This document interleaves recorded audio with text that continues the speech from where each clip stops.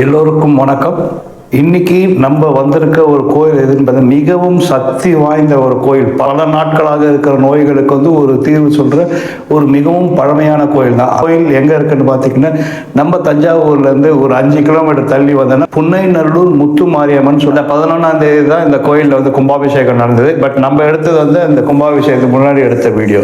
இந்த கோயில் மிகவும் பிரபலமானது எதுக்குன்னு பார்த்தீங்கன்னா, பலதரப்பட்ட நோய்கள், அதாவது தீரா நோய்கள் இருக்கிறவங்க எல்லாமே இங்கே வேண்டிக்கிட்டு மாரியம்மன் கிட்ட வேண்டிக்கிட்டு போனாங்கன்னா சரியாகுதுன்றாங்க. இந்த கோயில் எப்படி உருவாச்சுன்னு பார்த்தீங்கன்னா, பல வருடங்களுக்கு முன்னாடி சோழ மன்னரோட கனவுல இந்த மாதிரி புன்னைநல்லூரில் புத்துக்கடியில் நான் இருக்கேன்ற மாதிரி சொன்னதாகவும், அதை பேஸ் பண்ணி அவர் இங்கே புத்துக்கடியில் பார்க்கும்போது அந்த அம்மனை பார்த்து அவர் நிறுவப்பட்டதை அவர் சின்னதாக இந்த கோயிலை பிரபலப்படுத்துகிற மாதிரி. பின்னர் அது மன்னர் அவரோட பெண் குழந்தைக்கு அம்மை போட்டு கண் போயிட்டு இருந்தது. ஸோ அவர் கனவுல அம்மன் சொல்லியிருக்காங்க, இந்த மாதிரி புன்னைநல்லூருக்கு வாங்க, புன்னைநல்லூரில் தரிசனம் பண்ணிங்கன்னா அந்த கண் பார்வையும் கிடைக்கும், அந்த அம்மையும் சரியாகும்னு. ஸோ அவர் அடுத்த நாளே தன் குழந்தைய கூப்பிட்டுட்டு இங்கே புன்னைநல்லூரில் அம்மனை தரிசனம் பண்ணிட்டு அந்த பார்வையும் கிடைச்சது. அவர் நிறுவப்பட்டது தான் இந்த கோயில். இந்த பழமையான கோயில் அந்த மன்னர் நிறுவப்பட்டது தான்.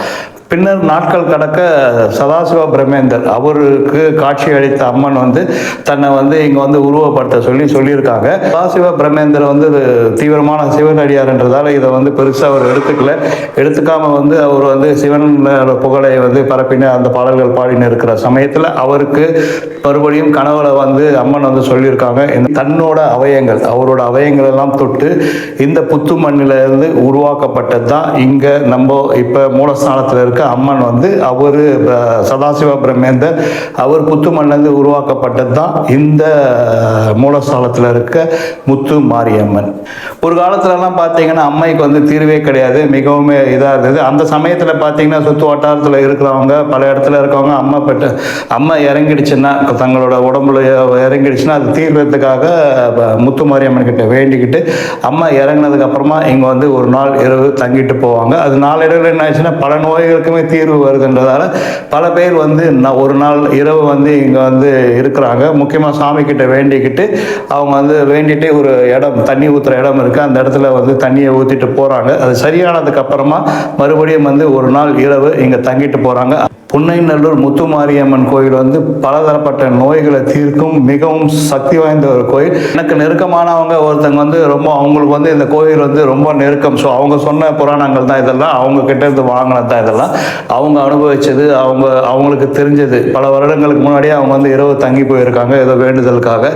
அவங்க இன்னி வரைக்குமே மாரியம்மனுக்கு தான், இந்த முத்து மாரியம்மனுக்கு தான் வேண்டிக்கிறாங்க. அதனால கண்டிப்பாக நோய் இருக்கிறவங்க இந்த கோயிலுக்கு புன்னைநல்லூர் முத்து மாரியம்மன் கிட்ட வேண்டி அந்த நோயை நிவர்த்தி பண்ணிக்கலாம். வாங்க கோயிலுக்குள்ளார போகலாம். முடிஞ்ச அளவுக்கு நான் உங்கள் கோயிலை சுற்றி காமிக்கிறேன், பாருங்க. கும்பாபிஷேகத்துக்காக கோயில் தயார்படுத்தின்னு இருக்கிறதுனால இப்போ நம்ம போக வேண்டிய இடம் சைடில் இருந்த என்ட்ரன்ஸு, தெப்பக்குளம் பக்கத்தில் இருந்து. தெப்பக்குளம் தூர்வாரின்னு இருக்காங்க. தெப்பக்குளத்தில் தண்ணி இல்லை. கோயிலுக்கு போகிறதுக்கு நம்ம இந்த வழியாக தாங்க போக வேண்டியிருக்கு. இது பார்த்திங்கன்னா ரெண்டு பக்கமாக இருக்குது, 2 காம்பவுண்ட் வால் இருக்குது. அந்த சைடு ஒன்று இருக்கும், இந்த சைடு ஒன்று இருக்குது. இந்த காம்பவுண்ட் வழியாக பூந்து போய் அந்த சைடில் அங்கே லெஃப்டில் அந்த கோபுரம் தெரியுது பார்த்திங்களா, அது பக்கத்தில் பாருங்க ஆளுங்க போகிறாங்க. அதுக்குள்ளார போனால் நம்ம கோயிலோட கர்ப்ப கிரகத்துக்கு போகலாம். முக்கியமான மெயின் என்ட்ரன்ஸ். ஆக்சுவலாக பார்த்தீங்கன்னா என்ட்ரன்ஸ் அங்கேருந்து தான் வரும். மெயினாக அது கும்பாபிஷேகத்துக்காக இப்போ அடைச்சி வச்சுருக்காங்க. அங்கே வேலைங்க நடக்கிறதுனால அந்த கோபுரம் வழியாக தான் வரணும். இதை பாருங்கள், இதுதான் சுற்றி எல்லா இடத்துலையுமே வேலை நடக்குது. இதுதான் பழைய கோயில் கட்டப்பட்டது. இங்கே பாருங்கள், நிறைய பேர் இங்கே தான் தங்கியிருக்காங்க, இங்கே தான் படுத்துக்கிறாங்க. வேண்டுதலுக்காக படுக்கிற இடம் அது. ஸோ நம்ம வாங்க இப்போ உள்ளார போய் சாமியை தரிசிக்க போகலாம். இந்த வேலைப்பாடுகள்லாம் இல்லை. முக்கியமாக இந்த பக்கமாக இந்த என்ட்ரன்ஸ் அந்த ஆள் உட்காந்துருக்காரு பார்த்தீங்களா, அந்த சைடில் உள்ளார போயிடலாம் சாமி பார்க்க. பட் இப்போ அந்த வேலைகள் நடக்கிறதுனால நம்ம இந்த சைடில் இருந்து போகிறோம். அம்பாவை பார்த்துட்டு நம்ம வெளியில் வந்தாச்சுங்க. வெளியில் மூலஸ்தானத்தை சுற்றி, இதுதான் இந்த மூலஸ்தானம் இருக்கிறது தான் பழைய திருக்கோயில். அந்த கோயிலை சுற்றி என்னென்ன இருக்குன்றது நம்ம பார்க்கலாம். இங்கே நிறைய பேர் பார்த்திங்கன்னா தீபத்தோட இதில் மயில எழுதுகிறாங்க. அதுதான் மூலஸ்தானம். அந்த முக்கியமான மூலஸ்தானம் அதுதான். அம்பாள் உட்கார்ந்துருக்க மூலஸ்தானம் அதுதான். ஸோ இது வழியாக தாங்க வெளியில் வரணும். இங்கே இருக்குது பார்த்திங்களா, இந்த என்ட்ரன்ஸ் வழியாக தான் இந்த சாமியை பார்த்துட்டு வெளியில் வரணும். அந்த பக்கம் பல பேர் உட்காந்துன்னு இருக்காங்க. முக்கியமாக இதில் செவுத்தில் எழுதியிருக்காங்க, சுவற்றில் எழுதாதீர்கள்னு. பட் இருந்தாலும் நம்ம மக்கள் ஆஸ் யூஷுவல் கேட்க மாட்டாங்க, எழுதின்னு தான் இருப்பாங்க. இதுதாங்க மூலஸ்தானம். மூலஸ்தானம் கோபுரத்தில் வேலைகள் நடந்துன்னு இருக்குது. இதுதான் அம்பாள் இருக்கிற மூலஸ்தானம்.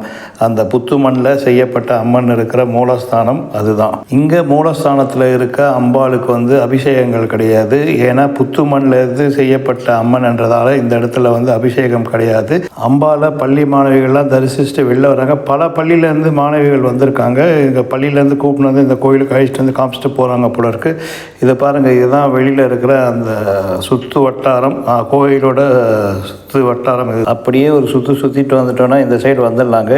அந்த பக்கத்தில் இருந்து தான் சாமியை பார்க்க இங்கே என்ட்ரியில் உள்ளார போகணும். இப்போது இந்த பக்கமாக ஒரு சுற்றிட்டு வந்திருக்கோம் கோவிலை. இதை பாருங்கள், மாணவிகள் பல பேர் வந்து காத்துன்னு இருக்காங்க. பள்ளி மாணவிகள் சாமியை பார்க்க. இன்னும் ஞாயிற்றுக்கிழமை அதுமாக ஸ்கூல்லேருந்து அழிச்சிட்டு வந்து கோயிலுக்கு அழிச்சிட்டு வராங்க. அவ்வளோ பிரசித்தி பெற்ற கோயில் இது, பொன்னைநல்லூர் மாரியம்மன் திருக்கோயில். சாமியை முடிச்சுட்டு வெளியில் வந்து அன்னதான கூடம் இருக்குங்க. அன்னதான கூடத்தில் எப்பயுமே அன்னதானம் நடந்துன்னு இருக்குது. இப்போயுமே அன்னதானம் போட்டுன்னு இருக்காங்க. இப்போ மணி வந்து 4 மணி ஆகுது, மாலை 4 மணி.